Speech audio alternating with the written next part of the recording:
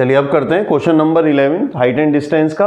देखो समझो क्या है, a TV tower stands vertically on a bank of a canal from a point on the other bank directly opposite the tower, the angle of elevation of the top of the tower is 60 degree. देखो ये TV tower है, एक canal के एक side में है और इसकी हाइट हमने ली हुई है अभी AB, और इसके जस्ट अपोजिट साइड पर बैंक के अदर साइड पर ये C पॉइंट से कोई ऑब्जर्वर इसको देख रहा है, इसके टॉप को, और यहाँ एंगल ऑफ एलिवेशन क्या बनता है हमारा 60 डिग्री। पर जब यही आगे देखो करो from another point 20 metre away from this point, यानी C पॉइंट से और 20 मीटर हम देखो C पॉइंट से 20 मीटर और पीछे चले जाते हैं, यानी D पॉइंट तक चले जाते हैं। Away from this point on the line joining the point two the foot of the tower, ये यदि इस पूरी लाइन को इसके फुट ऑफ द टावर से ज्वाइन करो, the angle of elevation of the top of the tower is 30 degree. और जैसे दूर जाते हैं तो D पॉइंट पे इसी टावर के टॉप का एंगल ऑफ एलिवेशन कितना बन रहा है 30 डिग्री बन रहा है। हमें क्या बताना है, find the height of the tower and the width of the canal. तो हमें ये कैनाल की विड्थ बनानी है और हमें इस टावर की हाइट फाइंड आउट करनी है, बस ये दो चीजें फाइंड आउट करनी है। देखते हैं चलो कैसे करना है हमें, समझो। यहाँ सेम क्वेश्चन आ गया, ये इसकी फिगर है, AB हाइट है तो AB ले लेते हैं, यहाँ H मान लेते हैं, और यहाँ से यहाँ BC जो विड्थ ऑफ द कैनल है उसे X ले लेते हैं। तो ये जो टोटल हो गया, क्या टोटल BD वो आ गया हमारा 20 प्लस X। बस ये थोड़ा सा समझना है, देखो बहुत इजी है। सबसे पहले आ जाओ इन ट्राइंगल ABC, आपको क्या क्या फाइंड आउट करना है, एक AB और एक आपको BC फाइंड आउट करना है। समझते हैं, देखिए इन राइट ट्राइंगल ABC जिसमें हमारा एंगल B 90 है, हमने क्या लिया AB अपॉन BC,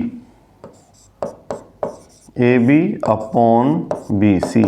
AB क्या है परपेंडिकुलर, BC क्या था बेस, फिर tan थीटा लगाना है तो tan 60 आ गया यहाँ पर,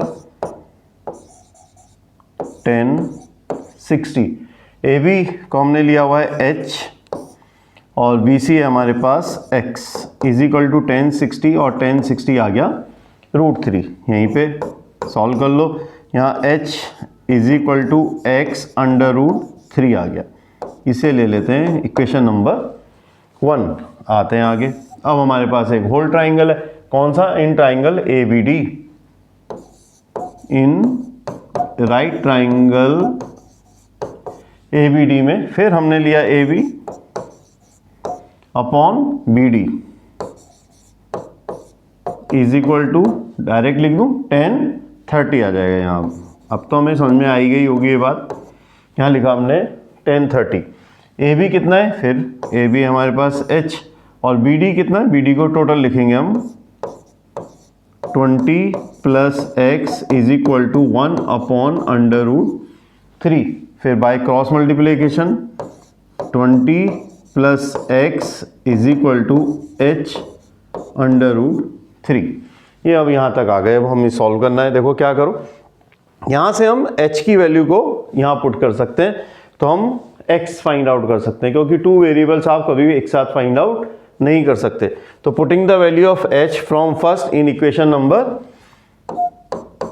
2 में पुट कर दीजिए, तो यहाँ आ गया 20 plus X is equal to, H की वैल्यू मैंने लिखी X √3 into √3, again 20 plus X, √3 को √3 से करा 3 और X 3X हो गए। सॉल्व कर लो, यहाँ इजी हो गई हमारी कैलकुलेशन। 20 यहाँ 3X उधर से ट्रांसपोज किया, ये X को उधर ले गए, माइनस का हो गया, यहाँ 20 प्लस 2X और X की वैल्यू आ गई 20/2 यानी कि 10। तो X आ गया हमारे पास 10 मीटर। कितना आ गया 10 मीटर, यानी जो कैनाल है उसकी विड्थ जो है वो 10 मीटर है। अब रहता है हमारे पास h फाइंड आउट करना है। तो h तो हम यहीं से फाइंड आउट कर सकते हैं। देखो उस x की वैल्यू को यहाँ पे पुट कर दो, तो h is equal to X के प्लेस पे 10 इंटू √3 और या 10 इंटू 1.73, 10 से मल्टीप्लाई कर दो तो आ जाता है 17.3 मीटर।